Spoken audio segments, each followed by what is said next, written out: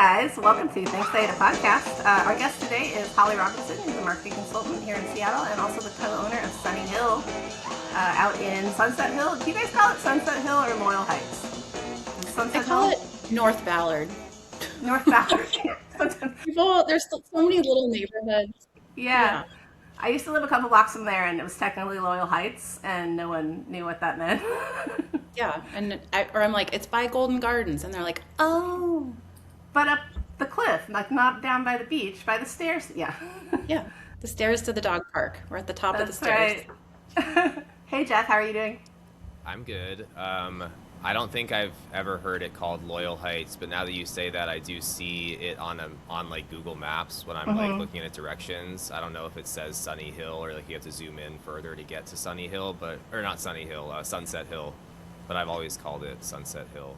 To my mind, Sunset Hill is the view part that overlooks Shilshole, and Loyal Heights is sort of more inland. But I guess because Sunny Hill is right at that edge, it's probably like on the borderlands. That's my theory. I do love little neighborhoods that like are on the map, but nobody calls them that. I think my favorite one is Cascadia, which is very clearly like marked on a street corner where it says like this is now Cascadia, and it's like on the map. But I would say like everybody would just call that South Lake Union, and then I guess it gets to East Lake at some point, or it gets up to like Capitol Hill at some point. But yeah, Cascadia, a real thing. For somebody who's lived here for 8 years, I'm with it. I feel like it was called Cascade when I was a kid, and then it became Cascadia, and then it became South Lake Union, which sounds very much like a realtor marketing term that was invented. I feel like no one said South Lake Union until 2005 or something like that. Okay, that makes me feel better. How was your week? It was good. The restaurant is definitely getting more active. There are more people on the roof. It's been sunny, which I'm really grateful for. And yeah, I guess that's pretty much it. I've been working a lot this week, so I'm happy to have some time to do this because this is fun. Jeff works at Fearn in the Populous Hotel, Holly. I love it. Have you been down there yet? I live in Burien, and so it's like the nicest cocktail close to my house. Yeah. Oh, that's so sweet.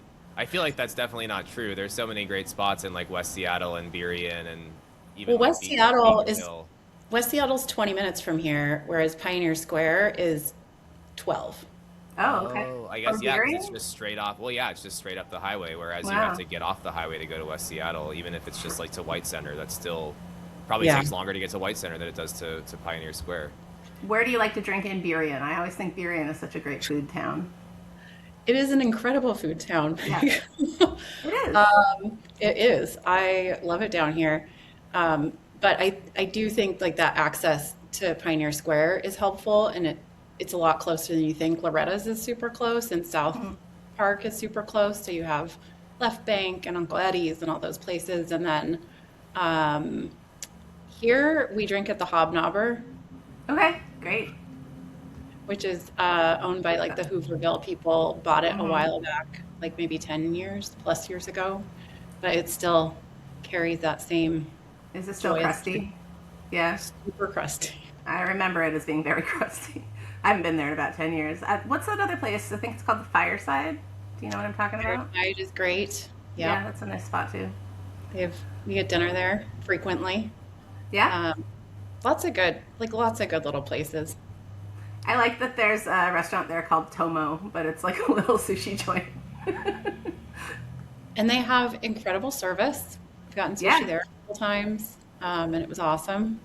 Yeah. If you order enough sushi, it comes in a giant boat. Really? So you're saying it's better than the other Tomo? Is what you're saying? There's no wait. You don't have to make a reservation.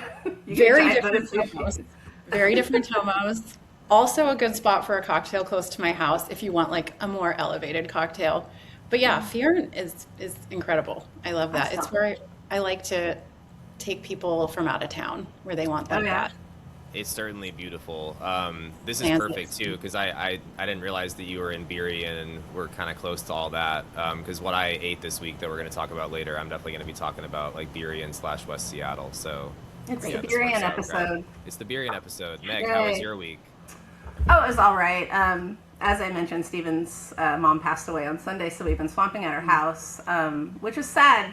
I don't mean to be like, it's okay that she died. She's 94, but she was 94 and she was, she had a stroke while playing the organ at the Mormon church and she passed away. Like, she finished her set, like, right on. She was living in her home. She was, standing on her own 2 feet. She didn't use a cane or a walker, so right on, Naomi. So, but she was a music teacher, so Stephen and his siblings were all cleaning out the house, and we found like 100,000 different music books, which is really fun because Stephen and I were both music majors, and so were the siblings. They all were music majors. So there's been a lot of like singing and playing the Steinway Grand, and it's sort of joyful in a perverse way. Like, Yeah. just celebrate her life with all these beautiful books that she has, and I don't know. He's seeing his siblings who don't live nearby normally, so it's been sort of nice, and I'm getting to know them a little better. That does sound nice. And that's what Yeah. music's for. It's, for things that words can't always express. You have Yeah. music, especially when you're doing it together. Yeah, like one of his sisters just started playing Journey, and then we all started singing because everybody knows Journey, and it was like cute. I was like, Mormons know Journey songs? Wow. They listen to that? So yeah, it's been nice. I didn't eat too many places, but I found a couple to talk about. So Good. yeah, Holly, shall we talk about you? Do you want to talk about your week? What'd you do all week? Oh my gosh, what did I do this week? Well, this weekend, I blocked out the weekend because it was nice out, and I got a bid. There was a drainage issue in my backyard. Mm-hmm. We'll automatically jump into the garden side. Good. No, perfect. I love it. And back in November, I started like kind of digging it out and discovered like all the drainage systems were blocked. And so it's been this huge project, and everyone, like anyone that sees it's like, you need to get someone to help you with that. Like, you can't do that. And this weekend I did it. That's what I did this weekend. Someone told you can't do it, so you had to. You had to turn around and show them. I mean, more than just one person. I made the mistake of posting it in like a Northwest Gardeners forum, and everyone's like, get help. Like, And you were like, no, I won't. like I got a bid and it was $20,000, and I was like, no. So you're saying this week you saved $20,000. That's what you did. Yeah, we'll see if it drains when it rains tomorrow. Yeah, right. You'll find out. Nice. Maybe they were right. Well, so Holly, it's funny. Holly and I are meeting each other for the first time here. We're often in each other's DMs and inboxes because you do marketing for restaurants and distilleries and things. But I think the city probably best knows you as the co-owner of Sunny Hill. Do you want to just start out by talking about like how Sunny Hill came to be? I know you guys opened in 2020, so I'm interested to hear how that went and, challenges and triumphs and things about opening a restaurant in 2020. Yeah, the space was just kind of in the middle of a pivot, and our whole crew got sick, like the build out crew. Mm-hmm. Oh, wow. And they took like most of January and February off.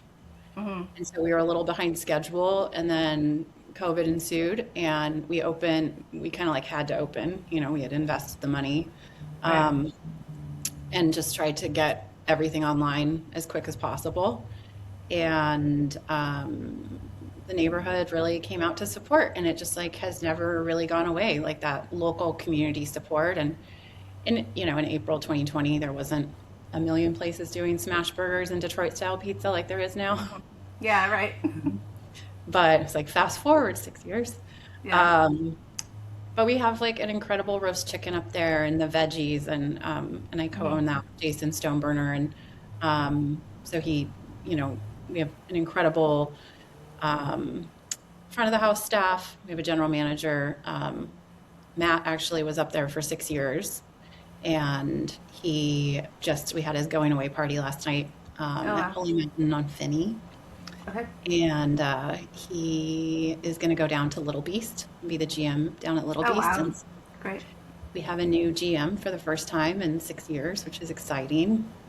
But yeah, that space is, it's just nestled in houses. And so Yeah. we get a ton of neighborhood, like the neighborhood kids and that work there, like lots of Ballard High School kids and lots of PTA donations, and it just kind of keeps the lights on, you know? Yeah, it's really cozy. It's just you and Fiore up there, right? Like for a few Yep. blocks, there's nothing else. Yep. And For then for like 12 blocks, yeah, you're kind of the like only restaurant out there. Baker's and Molly's is up the street, and then we have Cafe Menier. Right, Like we of course. we have we have some really great neighbors. It's a great spot. Um, do you have a connection with that neighborhood? Yeah. I lived 83rd and 3rd in Greenwood for 5 years Okay, and had my daughter up there. great. Um, and then I had a home over on 67th and 27th for Okay. 5, 6, 7 years. Um, and then got a divorce and moved out to the retirement community. It's not, it's like a Yeah, retirement community sure. next to the Elks Lodge. Okay. Yeah, no, I know what you're talking about. I like rented a Funny. spot out there for a couple years, and then Okay, yeah, so I've been in that neighborhood. Was in that neighborhood for about 15 years. great. And so whose idea was it to do Detroit style? Because you're right, like no one was really doing it back then. Yeah, Jason was playing around with recipes for quite a while, and he wasn't really sure like what he was going to do with it or how we were going to do it. And then that space was Lucky Santo beforehand, and the partner that we had kind of backed for that, she threw in the towel and was just like, this is not working, and bounced. And so we had the lease and we had the space, and we kind of were left not holding the bag, but like something had to happen. um, Yep. And he's like, well, pizza. He's like, I do pizza well. I've been working on this recipe for a long time. Like, I think this is the moment. He's like, we'll still do veggies and have really good cocktails and wine. And then just over the years, we were able to like build out the patio spaces. And so we get a ton of people like coming up from Golden Gardens, and yeah, Right. a lot of people walking their dog that need a dog treat. Yeah, that's the dog walking neighborhood for sure. So I'm trying to think because I'm kind of a cocktail nerd. I don't know that I've had your cocktails. I feel like every time I've gone, it's been beer and wine. Who's doing the cocktail program? Well, Matt was doing it for the past 6 years, Okay. and I did it the year before he came on during COVID. Um, and yeah, his cocktails were awesome. He was at Cannon and Zigzag for a long time. He had pretty like deep chops, so that was rad. That was great. But we'll definitely it'll evolve a little bit. I think we're gonna you know, lean into some like solid classics and a couple riffs, and it's a really extensive menu right now, and so I think we'll pare it down a little bit, but just like quality over quantity. I feel like I'm delinquent for not researching that. I'll do that. Note to self. Really good. Jeff, have you been to Sunny Hill? No, I haven't, but I do love that kind of pizza, so I should check it out. It's really good. I also Super love deep that dish. neighborhood. Yeah. Yeah, There's also round pies. There's just like your traditional, we have a pizza right. master oven up there, and sometimes those round pies like crush harder. Yeah. But people get up there for the Detroit style and the burger, and then they notice that there's like a roast chicken and really good meatballs and like Hmm. the salads and the veggies. Um, yeah, it's great. It's nothing hard. It's not hard food. When I Yeah. was looking the place up earlier, I did notice that the veggies were kind of featured as part of just like the concept, and I really enjoy that, especially with pizza, because it's like pizza's pretty, what's the word, like indulgent, Yeah. for a lot of people, and I think like pairing that with something that feels like substantial and healthy in like a different way Yeah. would make me more likely to get like multiple things at a pizza place, because normally I'm like, oh, I'm just gonna get a pizza and that's gonna be like way too much food for me anyway, but I'm still gonna eat it because I love pizza. But if I could also get veggies, I'd be like, well, I want that too, Yeah. and that'll make me feel great. I just want a pizza salad. Yeah, Jason's been in it for so long. Him and I met at Bastille when Bastille existed. and he was a sous chef. But his connection to the farmer's market, we get a ton of really great produce. He's still, like right now, I think we're working a lot with like Foothills Farms and Deer Table, and we definitely get access to a lot of farms that I don't think we would have otherwise kind of been looped in with if he hadn't Right. been such a good supporter for so long. He's Stoneburner's right down on the farmers market path, so you'd have to be connected if you have a restaurant down on Ballard Ave. Yep. You'd have to know Yep. all those folks. He's out there Sunny doing his Hills- shopping every Sunday. Yeah, exactly. He lives inside the supermarket. Sunny Hills Veggies, you guys do such a great job at Veggies. It actually does remind me of Cafe Munir, where my partner's son works. We go to Munir a lot, but Oh, good. not that the dishes are the same, but the love with which you craft your veggie dishes really reminds me of Munir. So you guys both, it's like the non-vegetarian but does a great job with veggies neighborhood. Totally. I love Munir. I do We try to get up there a little bit more often. It's a good I heard reminder. Munir has a new Palestinian wine club, Palestinian and Lebanese wine, and you can join for, I don't know, $100 a month or something and get Palestinian wine bottles, and I want to check that out for sure. Yeah. Did you hear about this? I don't know. I didn't I know did not. anything about Palestinian wine. I haven't been introduced to it yet. He has like a really extensive like whiskey and like single malt Yeah, collection, Scotch. Yeah. which the first time I ever went in there, I was like, what's going on over here? Yeah, you don't expect it. It kind of sails under the radar. Yeah. Yeah. What's his name? Raja? Uh, I Raj. can't remember his last name. Raj. yeah. And then the reason I know you, as I was saying, you and I have been in each other's DMs, but we're meeting for the first time because you're doing marketing for restaurants as well for Fathom 35. Is that your business that you own? It is. Yeah. Yeah, that's you. And it's all just marketing consulting. And then I have like hospitality, beverage, and then consumer packaged goods like CPG, Okay. like food products that are for sale all Like over. tinned fish, as you were talking about earlier. And fish. Yeah. One of my clients is Taylor Shellfish Farms, Okay. and they have Akone, which is their little tin fish brand, which has been super fun. I've worked with that family for like 3 years. I didn't know they had a tinned fish brand at all. I thought it was just fresh stuff. That's really interesting. Like sardines style. So it's all shellfish. They don't have sardines. It's like mussels, oysters. They do like a smoked salmon. They have an albacore, but the mussels and the smoked oysters are fabulous, and they have like different flavors. They have like a mussels and curry that's really good, and a mussels and marinara. There's a very fun English tin fish reviewer. You have to go look him up at some point, and he recently highlighted, I think around Valentine's Day, he highlighted the mussels. He's the best, and he has like his little dog that hangs out. Okay. He's a fan. How do you spell He's a big Akone? fan. Acone? Ekone. EK. I love the idea of seafood and marinara sauce, or like any iteration of those two things, and I feel like you don't often see it. But the last time I ate tin fish, it was octopus, and I love octopus, and the dish that it always reminds me of is when I lived back in California, we had kind of like a puttanesco sauce where it was like very like briny but also tomatoey, and they just like grilled the whole like couple big octopus tentacles on there, and just it was just in the marinara sauce, and it was one of my favorite things. In a little tin. Yeah, exactly, and it was so good. So Yeah. always a big supporter of marinara and fish. I love the element of surprise in a flat tin. Like you're revealing a little meal. Like it's arranged in there, It's not just like you're not going to dump it on a plate. It's like a platter. It's like a little miniature doll's You have to follow dinner. this guy, because the way Yeah. he like decants the tin and like all his Oh, It's good.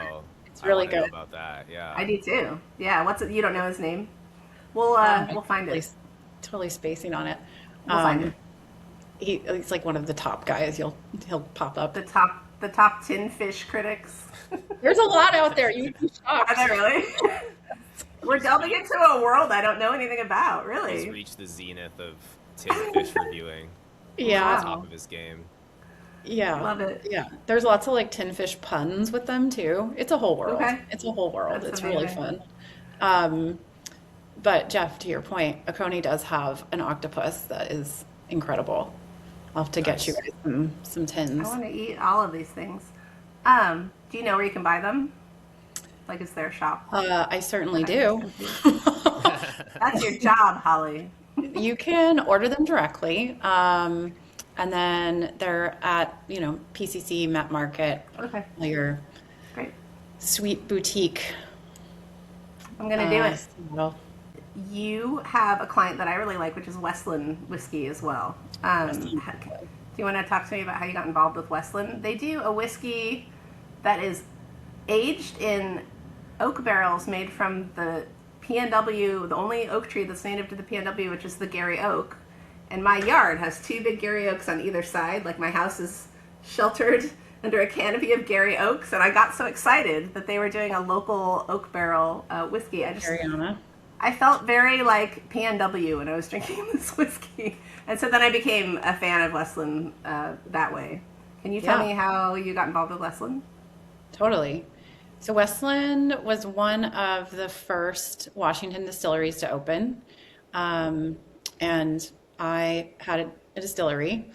And so before we opened, we kind of went in to visit other ones. And yeah, I've been following them since 2010.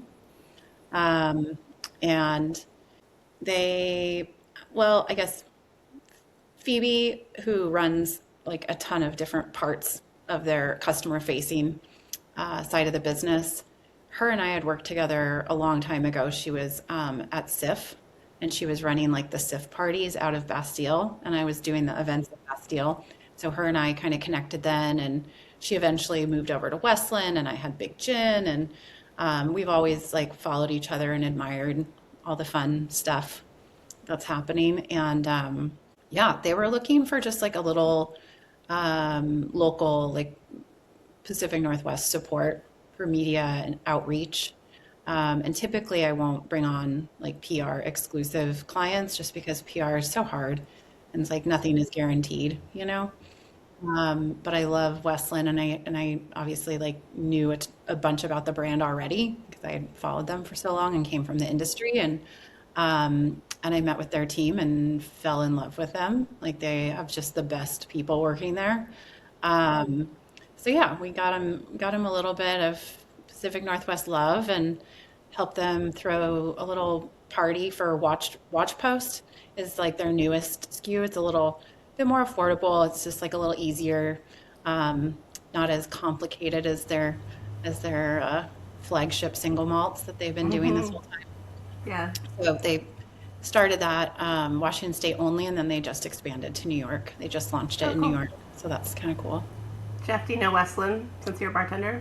Yeah, I definitely know Westland. I'm interested in this Watch Post product though, because Yeah, me too. I haven't seen that at my bar, or like I guess I don't really go to too many other bars because I don't drink. But yeah, I haven't seen that bottle, and it is interesting to see if they're doing like a less expensive option, or like you said, less complicated, more approachable flavor wise too.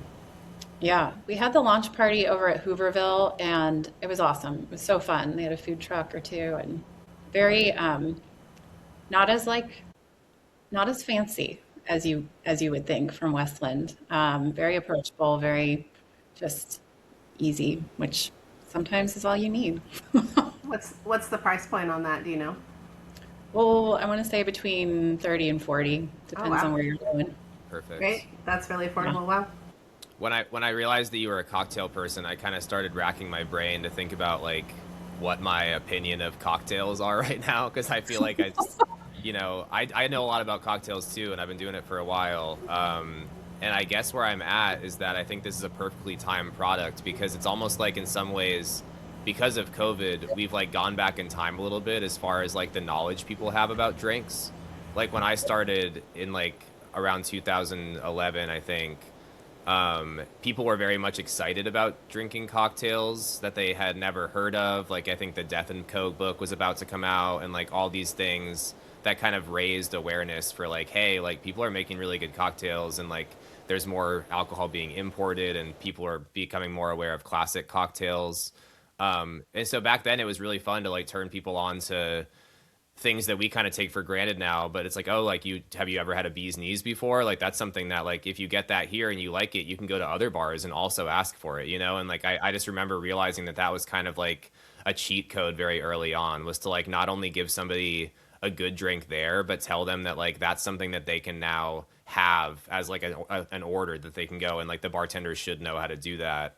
And then of course they come back because they feel like, oh, that was so cool that you gave me that knowledge, like now I want to expand my knowledge with other people, but also I want to come back and get more opinions from you. And I think because there was this period of time where people that were turning 21 like just couldn't go out to drink, and it just seemed kind of like off the radar for a little bit. And also I feel like people in that generation are drinking less than people in our generation did. Like statistically, there just does seem to be a little bit less of an awareness than there was like in 2018, 2019. I feel like it was really reaching like a fever pitch as far as like, oh yeah, everybody knows all these cocktails, everybody knows all the products. But now it is kind of fun to go back into that role where people are just excited to know like, oh, there's a lot of different sours you can make with whiskey, not just the one with like the egg white. And they're all like things that bartenders might know how to make if you just call them by the right name, you know? So I think having a whiskey that's just like a well whiskey, or something that just works well with any cocktail, and you're not like relying on the subtleties of the whiskey to come through, you know, it just becomes a little bit easier to sell that and be like, oh, well, it's also with a local spirit that is very serviceable for these kind of cocktails, you know? Right, and isn't, you know, rot gut that will give you an instant headache like Evan Williams. I used to love Evan Williams, and I can't process it anymore because it's so low quality. So something from a higher quality distiller. Totally. Yeah, the whole cocktail thing is super fun, and I think you're right. I think people are drinking very different now, and it is a little bit more quality over quantity. I have a teenage daughter, and you know, hearing what they're drinking, it's not quality over quantity. So I feel like a resurgence may occur.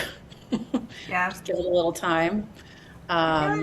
They were still riding high on the Murray Stenson craft cocktail renaissance back in the era that you're talking about, Jeff. So Yeah, they had totally. worn off. Yeah. Totally. Now the high schoolers are drinking like twisted tea and The just high like schoolers. just like weird. I love that we're just casually admitting that like, yeah, all high school kids are drinking enough to know like what they like to drink and what they don't like to drink. But I think that like is the twisted Secrets. tea like it's funny because it's kind of like something that we've turned our nose up at, like other generations. And Yeah. also like it is very easy to drink. Like I would assume it just tastes like an Arnold Palmer or something, Yeah. you know. And so Okay. I feel like it's perfect. I mean, that's who it was originally marketed for, you know. It's like flavored I- cigarettes or something. I by no means condone underage drinking. Don't get me wrong here. Yeah. But it was funny. I was just talking to my girlfriend, Cara. She started Timber City Ginger Beer, Okay. and she came by to pick up a bunch of booze that I had for an auction she's doing out in Squim. But we were talking about, you know, just what the kids are up to, what the teenagers are up to. And Cara was like, you know, what did we drink when we were that age? And we were going through what we drank, and we're like, yeah, we drank Zima and Boone's Farms and like a lot of horrible stuff. And this Yeah. makes sense. Because it tasted like soda and sugar and cream soda. Yeah, of Yeah. course. I did not drink until I was 26 or 27. I was a super straight edge high school kid, but there was a lot of Boone's Farm around. Like, that's what they were having, for sure. Yeah. And Kahlua with like a ton of milk in it. I remember people trying to hand me that when I was a teenager. With like heavy cream. Just like a cup of milk with a shot of Kahlua, you know, like, because Kahlua still tastes like alcohol, and we were kids, so I remember going on a camping trip when I was about 17, and that's what they were drinking. And they're like, you know, it tastes like coffee. It's like a coffee, because you couldn't. It just tasted like a glass of milk, basically, with a little bit of sugar, but there was booze in there. I do think a White Russian was one of the first cocktails that I had where I was like, oh, I think this actually tastes really good. And I think it is because it's like, yeah, it's kind of a childish flavor. I mean, there is like coffee and everything, but it almost just tastes like chocolate milk, you know? So It's a more- more frappuccino, like- yeah. For sure. Right. We were drinking White Russians without the vodka when we were kids. Yeah. I wasn't really, but the kids around me were. Yeah. Jeff, what did you drink in high school, Jeff? I didn't drink in high school either. Okay, you just are a never drinker. Well, no, I definitely got started in college pretty hard, which, you know, honestly, you say, you know, you don't condone drinking in high school, which I obviously, you know, I think it's bad for your brain development and everything. But I think in a certain sense, not having it be so taboo is like a really big deal. It takes the edge off of, yeah, sure. But in more ways than one, though, you know, like I think it takes the stigma out of it. And I think especially like if your parent, you know, may or may not know, like to the extent that you're like drinking alcohol, it's like they can have conversations with you about it that are much more helpful for you in the long run than just like, don't do this. Because then as soon as your child goes off to college somewhere and everybody else is like, oh my God, drinking is like the only thing that matters, how are they supposed to be like, oh yeah, I actually am just not going to take part in this, even though it's like what every social event and like every social interaction revolves around from the time you're like 18 to 22. Right. So yeah, definitely got into it, got into bartending, got into it more. So I had to stop before it got any more than it was. But drinking in high school is like sex ed. Like, don't have the sex yet, but once you do, here's what's about to happen. Yeah. Watch your drink. Yeah. I smoked a lot of weed in high school, so that was kind of like, I wasn't like super straight edge. I feel like I'm more straight edge now than I've ever been, honestly. I've kind of like grown into being straight edge. I listened to straight edge music sometimes in high school. Yeah, I did too. I liked like straight edge punk and stuff like that. I did too. I had an X on my hand. Hell yeah. Yeah. I definitely had friends that were like that, going to hardcore shows and just being like the most sober people you've ever seen. So the sober pit is a unique experience. Yeah. The sober punk pit. Holly, I had a question for you, and I wrote it down. Oh, let's talk about, you were talking about Palace Kitchen earlier. Yes. And how they're having a big anniversary. Do you want to chat about that a little bit? Yes, I've been working with Amy Richardson and E.T. and Tom over there for the past like 3 years. Okay. And just kind of supporting Amy in her marketing role. But they are celebrating 30 years at the Palace Kitchen for all of March. So they'll have a special menu, and it's just so it's a rare thing for a restaurant to exist. Yeah. And I love that place. I worked at Lola, which is one of their restaurants. Yeah. I worked there like 2008-9 before I decided that Portland might be a fun idea. I worked at the Lola for a few years, and got to know Tom and E.T. They would come in for breakfast, and that was one of the first places that I was like, matching 401k, why would I do that? Right. Like healthcare, poof. Like, and then in retrospect, I was like, oh, they're so far beyond their time. Like,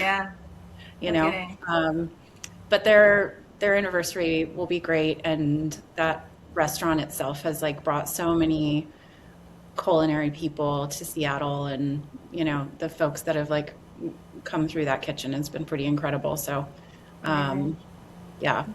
Stupid question, but that is Tom Douglas's first, was Palace. Is that right? He had Cafe Sport was his first one. Yeah. And then Dahlia. Okay. I couldn't remember if Dahlia predated Palace. Yeah. And then I think then Palace, and then Edda's. Okay. And then but Edda's is now like Big Half Barbecue shell. Mountain or something like that, right? No, it's not. It is half shell. Big Barbecue Mountain lasted less than a year. Okay, it's gone now.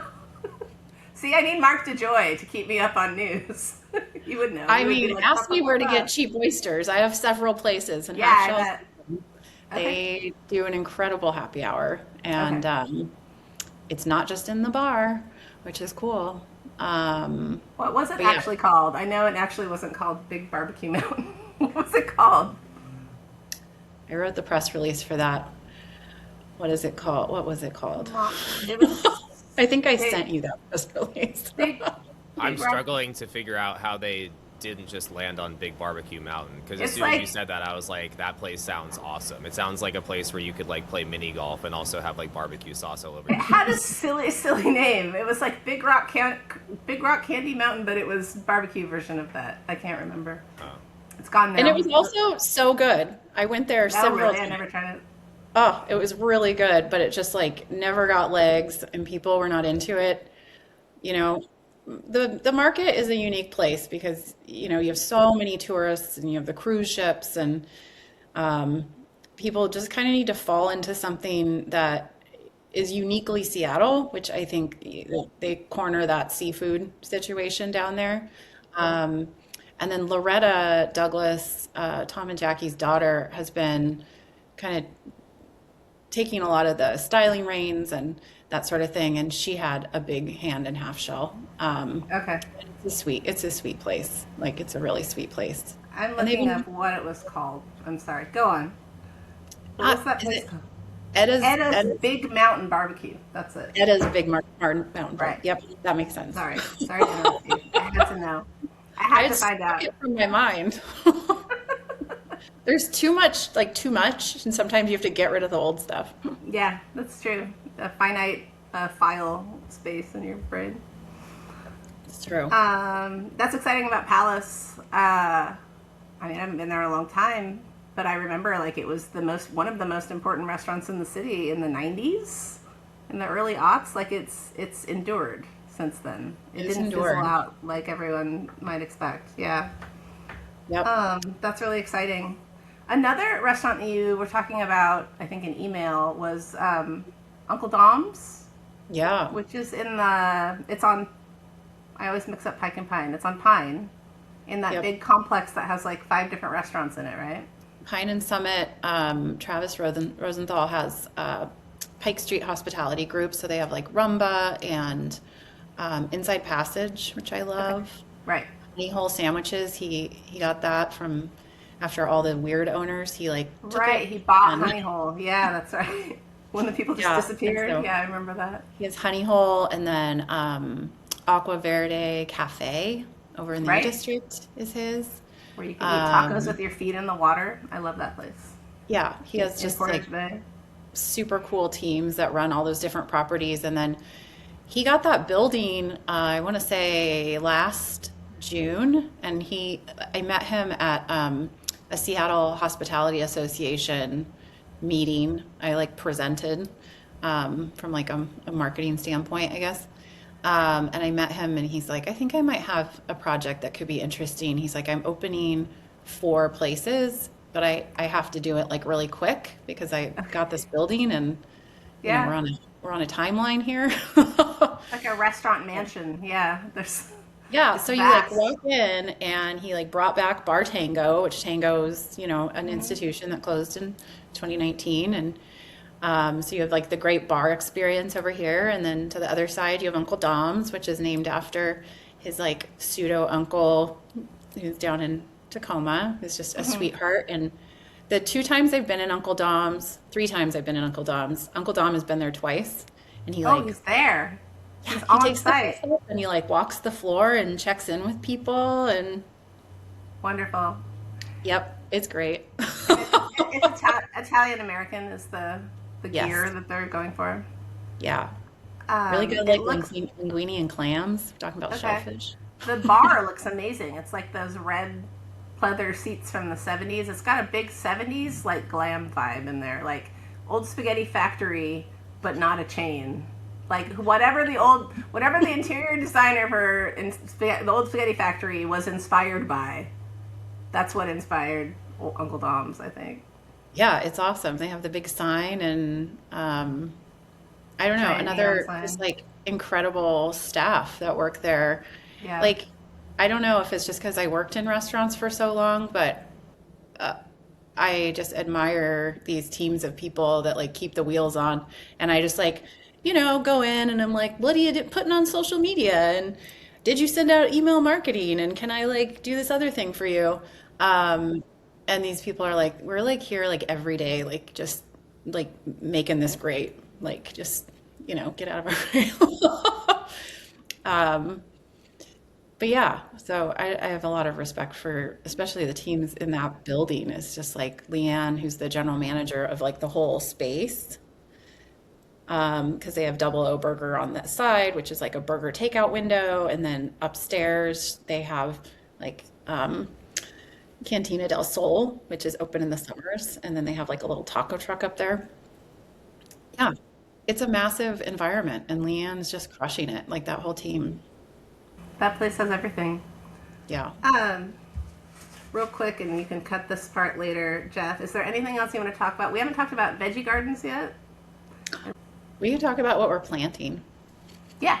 Talk about oh, and another interesting thing that I was like considering talking about um, on the business side of things, there's been a lot of small business break-ins. Oh, yeah. Yeah, Holly, do And you want to talk about small business break-ins like you were mentioning earlier? yeah, I do. Yeah, you know, we haven't been hit as much up at Sunny Hill as we had been in the past, but we were hit back at the beginning of January. And so I kind of dug my feet in on that again. The last time I did this was in 2020, 2022, and 2023. And each time, what I'm finding is like it's just getting worse, right? So we're getting all these like small business break-ins, and a lot of people don't want to lose their insurance, so they don't report it. Oh, yeah. And Okay. rates have gone up. We just got a new insurance commissioner in Washington State last year. So yeah, and I've noticed that the local media has kind of like picked it up a little bit. And although Puget Sound Business Journal did write an article about how crime is down in Belltown, which I just like can't imagine that it's like so high in Ballard, but it's like down in Belltown.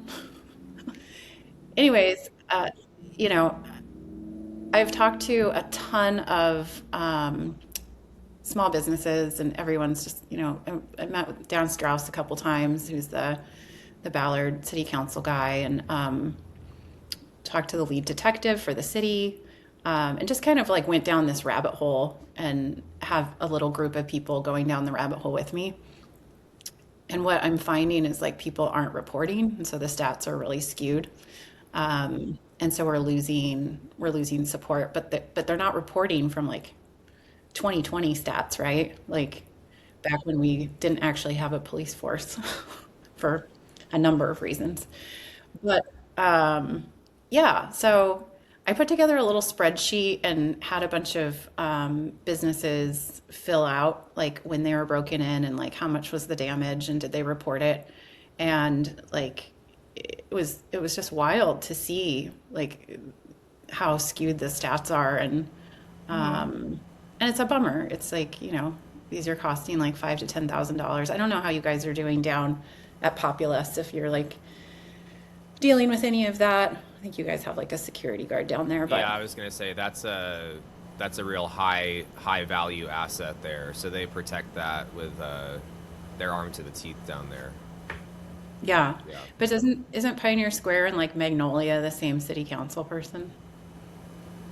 I'm not I aware don't of that. know. I'm not Yeah, sure. you guys have like a weird crossover. It's like, whoop. That would be very weird. Yeah, I don't know. I guess I feel like everybody seems to think that Pioneer Square is a lot better now that there's less visible poverty on the street. So they're all happy to be down there now. So I guess that's working for some people. Is that because of the impending FIFA situation? Good question. I mean, I'm sure that there will be like numerous sweeps right before that happens. I mean, every major sporting event or concert, that's what's going to happen. Like before Yeah. the NFC Championship too, like they're going to come down and make sure nobody's living there. Yeah. So yeah, you know, that's just their short-term solution these days. I'm curious how like this mayor will do that versus like in the past. She Yeah. definitely seems like much more sympathetic than the past. Yeah, Um, I too am curious. I think that there's a lot of challenging things that our mayor has had to face right off the bat, and I'm not sure. I'm not sure what she should do either. I'm not the mayor, Yeah. so it seems like a hard job. You're not the mayor. That's really annoying for me. I wish that you were, but you're not. I'm really glad not to be the mayor. Yeah, no, I'm Yeah. pleased. Every day I wake up and I'm not the mayor of Seattle, Washington. I'm Thank you. fucking thrilled. Real quick, Holly, you and I are both botany nerds and garden nerds. What are you planting? It's I think the last frost is March 17th. I'm really excited to get started on planting. Have you started at all? Have you done starts at all? So my starts never really like, they're never great I've been gardening since I was like 7, every single year, except I had an apartment for like 4 years and didn't have a garden. But I don't do a lot of starts sometimes. But I'm going to go direct this time and do some like pretty janky milk carton situations. Like I save a lot of plastic and then make little mini greenhouses. And that seems to work a little bit better for me. But if I can get this drainage situation going, Right. You got to figure that out first. it's my garden. Like that, Yeah. like it's what like pushed me to do that this weekend. I was like, Yeah. must finish this. Yeah, I don't you know. got to do that before you can do the other thing. Yeah. I'm a seed. Do you save seeds? I'm a seed saver. I have I'm a big hundreds of seed thousands. saver. Yeah. So I'm excited about putting down like cucumber seeds that I saved from last time, and like I'm trying to do more flowers this year. I've only lived in my house for 2 years, and the first year we were just building the raised beds, so I didn't get a lot planted. But I've got the space and the seeds and the garden built. Like I moved in April last time, so we had to build it first. So it's like year 2 of a full garden, and I'm really stoked about that. I did like Thai chilies last year, and they came up in force. We got starts at the Chimicum Farm Store out by Finn River, that big complex, and across the state we got these really amazing Thai chilies. So I expect them to come up because they dropped so many chilies in the ground. We do a million tomatoes. I've got a giant kale, like a tower of kale, and I took down the stem, but it's already starting to do little frilly kale leaves at the bottom of the stem and regrow itself. I'm trying to think of what else I'm growing. Tons of mint, oregano, parsley, little slivery chives. Did you have a lot of stuff winter over? Yeah, not a lot of stuff. My celery overwintered. I feel like there's stuff in the ground, but like the plants themselves, not a ton of them overwintered. Some chard, and the chard's starting to start back up. I relocated a bunch of stuff before I dug everything up, and like the Yeah. mustard greens did really well. Ooh, yeah. They do great. Like they're really beautiful, big red mustard greens, and the Ooh, parsley. I want to do those. Lots, And the lots of parsley, yeah. flat leaf parsley, just like is crushing it right now. Nice. I put 2 Asian plum trees in my front yard in the lawn. Oh, I hate the lawn. I finally killed the lawn. It's like 90% chickweed now and dead nettle. cover And it. I put 2 Asian plum trees in, and today I have my first blossom. I have my first little white flower plum blossom, so I'm stoked about that. That's exciting. Fruit Yeah. trees, like one of my goals when I was looking for a house is I would like an established fruit tree with no palm trees. I also didn't want palm trees. Yeah. And this house had a palm tree, and then over on the side was like an established apple tree. And I was like, Okay. ooh, I was like, it kind of works. A Seattle palm tree is so sad. I grew up with So a sad. palm tree in Queen Anne, and it was always unhappy. It just lived a miserable existence. I don't know why people they're do all that. over in Burien. Like they're everywhere down here. There was like, I think it was like fashionable to plant them in the 70s or something, but they're so unhappy. well, now there's one less in mean. this yard. Yeah. Jeff, do you plant Check it things? out. Are you a garden guy? Do you do gardens at all? Not a big gardener, although I do have a good space for it if I wanted to turn into a gardener. Yeah. When I lived in California, though, I did have an established orange tree and a palm tree in Ooh. my yard, though. Nice. And the palm trees feel a lot more appropriate in San Luis Yeah. Obispo, California. Definitely. Yeah. You were in Slow. I was in Slow, yeah. Wow. Have you been there? Or you spent I time there? have. My partner's family is in Porterville. Ah. I actually do not know where Porterville is. I think I It's do. just like a little ways away from In what- Slow. Okay. It's an hour inland. Okay, so it's like in like the valley almost. Is it like towards Yeah. Bakersfield? Yes, Okay. Visalia, Bakersfield, Porterville. But I spent a little time in Slow, and I love it. It's so quaint, and It's beautiful. there's some good pizza down there too. Yeah? Yeah. I haven't been He's down like, there in forever. When I moved out of my parents' house, I moved to Santa Barbara, which is not that close to Slow, but we went back and forth all the time. It's beautiful down there. also one of my favorite places. I get down there quite a bit too. Santa Barbara's gorgeous. It was weird for like a goth industrial punk 17-year-old from Seattle. I didn't love it, but I had a boyfriend who was originally from there, and I ended up moving down there, and it's beautiful. I'm glad I went. I'm glad I came back home. So Yeah, very different. Very different. yeah, culturally. Should we talk about what we ate? Let's do it. Jeff, did you eat anything?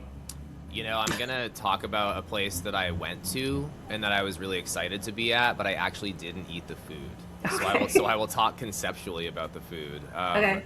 I was down in Burien last Thursday night because they do a weekly jam session there at this place called Flight Path, which I think has been around for quite a while.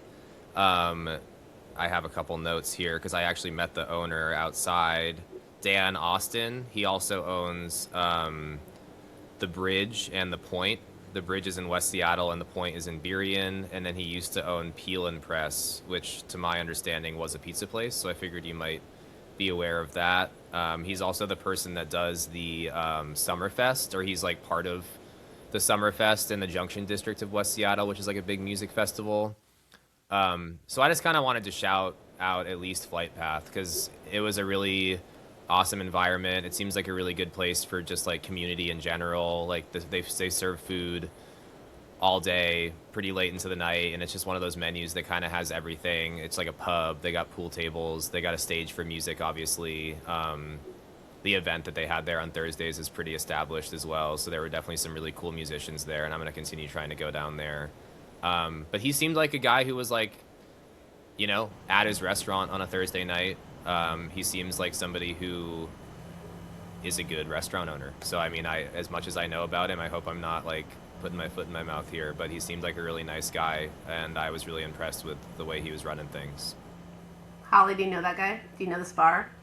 I know the bar. I did not know that the Flight Path was the same owner as the Bridge because I love the Bridge. I love the Bridge And I too. love Flight Path. So that's rad. That's a great name for a Burien bar, Flight Path. Love it. Well, he said Yeah. something. I have this article pulled up because he was talking about Peel and Press closing, which was one of the Junction's pizza districts. And I just thought it was really cool that he made a point to say that he wasn't closing because of like a landlord problem, because I think that's just like such a safe assumption now. Yeah. And for good reason, because like a lot of people are closing because of landlord problems. But he was Right. just like, our landlord's great. I'm just trying to focus more on my family. I've still got these spots. So I don't know, just another way to kind of be like, just seems like somebody who's not walking around complaining all the time if he's closing places. It seemed like even the place closed with a little bit of like elegance, I suppose. You know, it's Right. yeah, Sure. not under People murky can- circumstances. People can close above ground. Yeah. Right. That's cool. Happens. Anywhere else? No, I think that's pretty much what I had. Like I said, I worked a lot this week, so a lot of snacks in the kitchen at Fearin', which are pretty good. I did steal that tinned octopus that I had at the house Yeah. afterwards, and it was really good. So Do you have a favorite snack at Fearin'? Which I've only had drinks there. I've never had the food. the snacks are really good, actually. Yeah. We have the dips that we have, which we have either like crab dip or onion dip.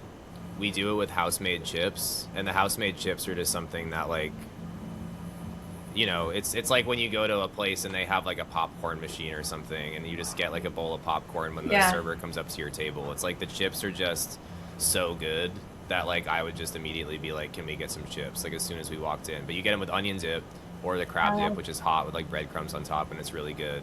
Hell So yeah, it's just fun little stuff like that. Awesome. I've had both of those things and can vouch for them. Oh Love yeah. a dip. Love a But dip. there's also kind of like a little like Scandinavian influence. Like we've got Swedish meatballs, which are Okay. pretty good. We're doing that with like a blue cheese gravy and like some jam and cucumber salad on top. We serve that with like a crostini So a little bit more substantial too. Cool. Yeah. I fuck with all of that. Holly, what'd you eat this week? If anything. Um, I went to a friend's opening party. She's a photographer and she got a new studio space in Fremont. Okay. And the food at that party was so good. They Yeah? had the most incredible spam musubi, like hay bagel, like just brought a bunch of like Baileys and Cool. um, yeah, it was awesome. That Okay. food, Sensafine did the cocktails. Oh, I love them so much. I want to have them on the show. I love Yeah, Billy and Joey so much. They're so they're sweet. the And best. cute. They're And just the cute. cutest.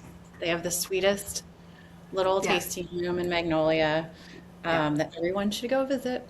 That tasting room is awesome because it's in the back of like a pretty grungy warehouse, and you would never guess like the cutest Yeah. little bar is in the back. You have to walk through the warehouse. You have to go into the warehouse and walk down like a long fluorescent lit hallway, and there's Yeah.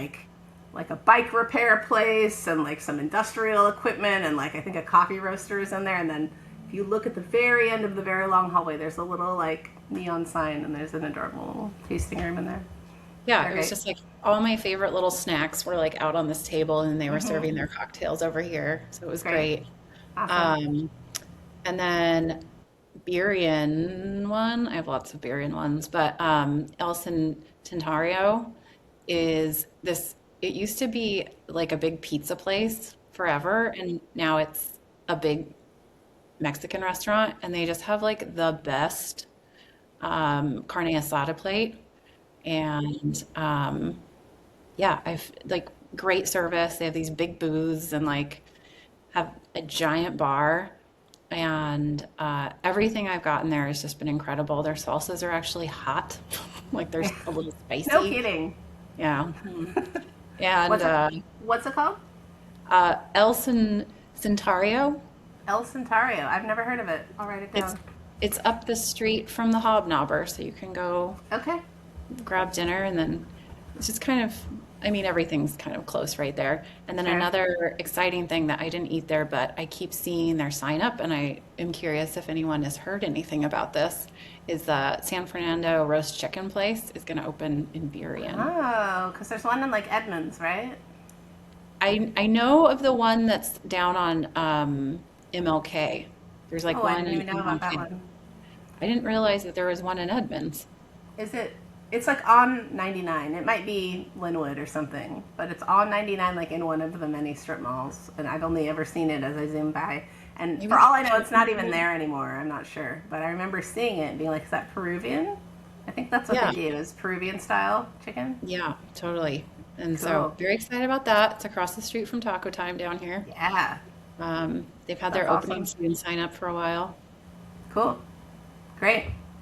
Now I want to write a story about all the awesome food in Burien. I feel like someone, like maybe Jade Yamazaki Stewart, wrote something like that for Eater like 5 years ago, but I feel like it needs to be updated, so I might pitch There's a also a beer. really good Hawaiian barbecue place down there. What is Oh it yeah. called? It's like Ohana Ohana. That's what it is. Kitchen. Yeah, so Okay. so so good, incredible. I love that place. There's also So good. Stevie's Famous. There's also, oh, what else is over? The Pigfish Cafe, where you can get a beef on weck. Nobody has a beef on weck, like a Midwestern style. On the Kummel Weck caraway roll. I don't know. There's all kinds of great stuff. There's that El Cabrito, if it's still there. I haven't been there in a Great. while. Huh? Mixteca is another really good one. I don't know that one. Hawken, Well, shit. really good lunch spot. Oh, and the Burien Press, amazing cafe, which I think Great James press. Lynn talked about. Yeah, they carry James's Watson's Counter coffee at Burien Press. Yeah, and they are like quadrupling in size from their Oh, are little they? Burien Press location. They bought the building next to them, so Amazing. Awesome. that'll be cool to see them expand. I'm gonna write a tourist's guide to Burien. Like, stay the night. You can eat all these things. Have a food weekend in Burien. A Stay in a lavish. mid-century modern house out on the Three Tree Point. That's right. Cool. Well, I didn't eat very much because I was cleaning out a giant house full of sheet music all weekend. But I went to Zen Ramen and Sushi, which has a few different locations, because they were open at 1 in the morning, and we just got like a very nourishing bowl of, tonkatsu ramen with chashu pork after a very hard day, very late at night, at like midnight on the highway. It was nice. It was comforting. It's sort of a corny place. They do like sushi burritos and stuff like that, but we were really happy to be eating like a big ass bowl of ramen with all the little bits. I got an extra egg. We got some extra chashu pork. I was thrilled to be eating it. And then I'm also an associate editor at Public Display Art magazine, which covers gallery artists and museums and stuff, exhibitions, and we finished the print issue. So we went out to Rabbit Box in Pike Place and just got a drink. And I ordered like 5 different things, 5 different snacky snacks. I had a really nice drink, but I also enjoyed, as you were talking about, house-made chips with onion dip. That is what I had at Rabbit Box as well. And it was killer, and I ate them all. Like, I didn't let anyone eat. Everyone else was starving. I just, like, shoved them all into my face. But I also got their Beecher's mac and cheese, and of course they're in Pike Place. They're right by Beecher's. They're just down the road, and I am going to controversially say that the Beecher's mac and cheese at Rabbit Box is better than the Beecher's mac and cheese at Beecher's. I think so. They do something else to it. It's got Smaller like quantity, like smaller production, maybe. maybe they were doing the rotini spiral noodles. I think it just had garlic in it, and it had some like spicy spice and maybe extra fat. I don't know. It was creamier. It was richer. It was saltier, maybe. Like they definitely use Beecher's. It's got Beecher's, but it's got more than just Beecher's. I don't know. I was really impressed with the mac and cheese at Rabbit Box. Has like flavor. Yeah, it just had flavor. It had like edges to it. I don't know. Onions, garlic. Was it baked? No, and it was actually pretty liquidy when I got the thing. I'm like, this is just cheese soup with noodles in it. But it killed. It totally slayed. I wasn't expecting Rabbit Box to have good food at all, frankly. Because it's like a cocktail bar. You just expect it's going to be truffle popcorn or something, but it was killer. Because I accept that kind of mac and cheese, but like if somebody's doing a real like baked mac and cheese, or you're cutting like a square out of it and putting it on a plate, and it like right, still it's like a stands casserole on its own, like that's I need to hear about that because that's the kind of stuff that I'm talking about. I love baked mac and cheese, and it seems I like love that's them. really not a thing. Like people will put like breadcrumbs on top of it and like put it in the oven and like finish it like that, but it still like wasn't. I feel like people in town are serving that, but I couldn't tell you off the top of my head who is. I know people are doing that. We'll do some research. I want like a deep fried mac and cheese bite. Like a ball. Maybe Breaded? a bowl. I would feel take like it as a bowl. that's totally a thing. I feel like that's like Yeah. a place like Eureka Burger or like something like that would totally have like mac and cheese balls. Like I'm sure that you could find a lot better, but like that seems like the kind of thing that would be at like a chain. Like I bet Cheesecake Factory has like deep fried mac and cheese balls. It sounds like truck food. It sounds like food truck like food. truck stop food. But I Yeah. had them at like the Reel 'em in Portland. Okay. They Yeah. do like I've the been there. roasted chicken. I wonder Someone if they would must. have them at like Marco Polo. I feel like it's in that vein. Yeah. Thank you for the reminder to go to Marco Polo. That's my favorite chicken in town. So good. Good old Marco Polo. I'm glad every time I look up Marco Polo and see that it still exists, because you never know. It's busy. Is it? Did they stay busy? Jams down there. Yeah. So, glad to hear it. Well, I think that's it. Should we wrap it up? Anything else? I wanted to say that once you mentioned Hay Bagel, I realized that was a place I definitely could have talked about because I went there this week. Oh, you did? The one that's in the U Village. Okay. Just had a little afternoon date there. Went to that little, gosh, I wish I knew exactly what it was called, but it's like an estuary that's right across from the stadiums that you can kind of like go from the U Village over there. And there's Part like of the Arboretum, I think, right? Yeah. There's like a bunch of birds, and we brought our binoculars, and we had our coffee. But the bagels are so good there. Like, yeah, you Really mentioned the Bialys or how do you pronounce it? Just I think like that's right. Baileys or something. I'm not a bagel aficionado. Yeah, bagel pronunciations. I lived in New York City for a while, and I think it's Bialy. Yeah, but all of it was great, and I like that you can get you can either get kind of like a personal serving of cream cheese, or you could get like a bigger serving of cream cheese that would probably last you like if you were somebody who had bagels like every morning for breakfast or something. But that includes a lox cream cheese where it's just all the things like smoked salmon, capers, red onion, basically everything you would put on like a lox bagel, but it's just in a cream cheese, and it's all just kind of mixed up. So I really appreciated that. And you can get it for like Awesome. it's like a $3 thing to add That's onto your nice. bagel, and you get like a 2-ounce thing of it. You know, it's perfect. Nice. Is that Andrew Rubenstein who peeled off and like Yes. restarted his own thing? Yeah, awesome. I still haven't made it down there. Don't you think like a good schmear would be like smoked oysters or smoked Oh mussels? yeah, smart. Yes, absolutely. Sounds I like feel a like collaboration. someone needs to Making. That's do a that. great idea. Yeah, no, absolutely. Wow, you just blew my mind. I guess we gotta go get some tinned oysters from Akone. What does Akone mean? Do we know? A cone. We don't know. It's a longer definition that I couldn't do it justice Okay, at this all right. moment in time. We'll look it up. Look it up, Meg. Look it We'll up. find out. You'll tell me when I'm older. All right. Well, thanks so much, Holly. This was really fun. I'm glad to finally meet you face to face. Yeah, you I'll too. see you in my inbox. I'll see you in my DMs. You and your gardening dreams.